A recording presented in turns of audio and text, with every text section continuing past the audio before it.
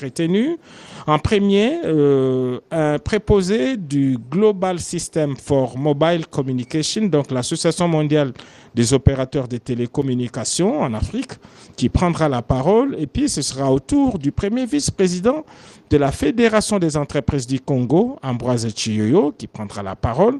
Et en troisième lieu interviendra le secrétaire général de l'UPAP, c'est l'Union panafricaine des postes. Et puis, suivra le ministre.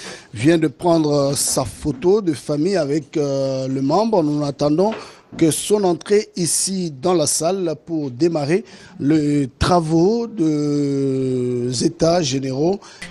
Ce message, que rien ne manque dans cette salle pour décider. Nous avons des cerveaux, notamment les ministres de Finances qui maîtrisent parfaitement les finances publiques, mais aussi les textes légaux. J'en sais quelque chose. Et ils le maîtrisent même mieux que certains juristes. Nous avons des experts dans cette salle. Nous avons surtout la volonté politique, votre présence.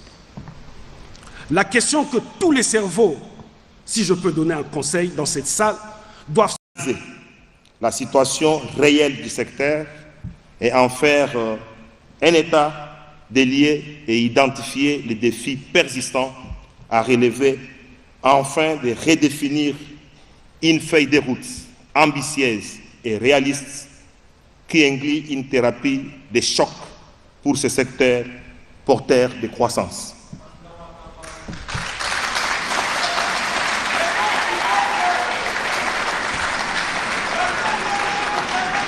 Excellences, Messieurs les Présidents de la République, chef de l'État, visionnaire de la digitalisation de notre nation à l'horizon 2030.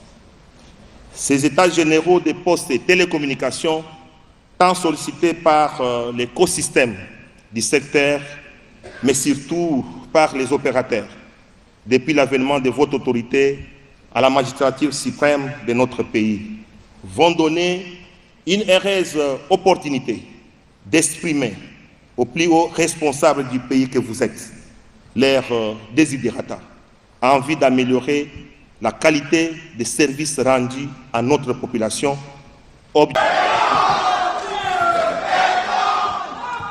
C'est vrai, je le vois avancer vers le chef de l'État pour lui présenter un présent. C'est un cadeau.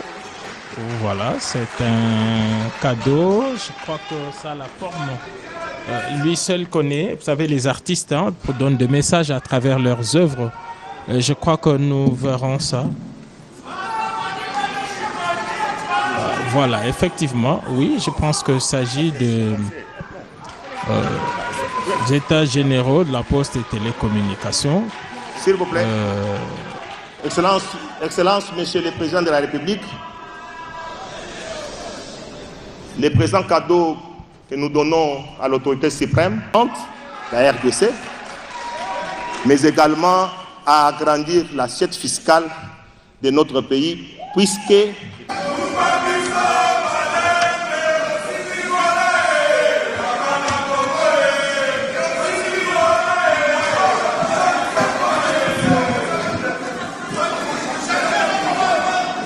Honorable Président de l'Assemblée nationale,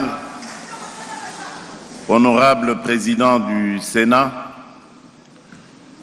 Madame la Première ministre, chef du gouvernement,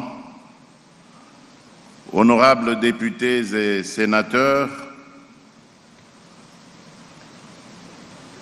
Mesdames et Messieurs les membres, c'est avec une vision résolument tournée vers l'avenir que je procède ce jour à l'ouverture des États généraux des postes et télécommunications.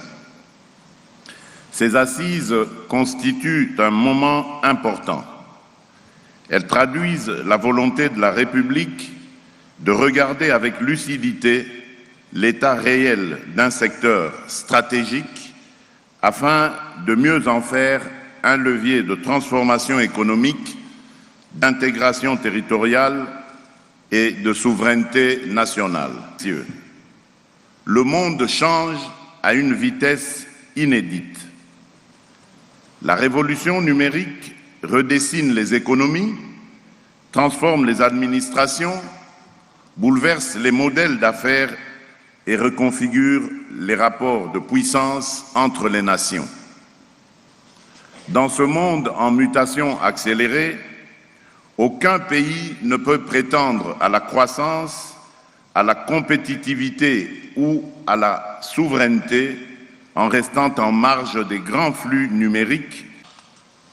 J'en appelle donc à la responsabilité de tous. Au gouvernement, j'instruis de prendre toutes ses responsabilités pour traduire les recommandations de ces assises en actions concrètes à travers un plan stratégique national des postes et télécommunications assorti d'objectifs clairs, d'échéances précises et de mécanismes rigoureux de suivi.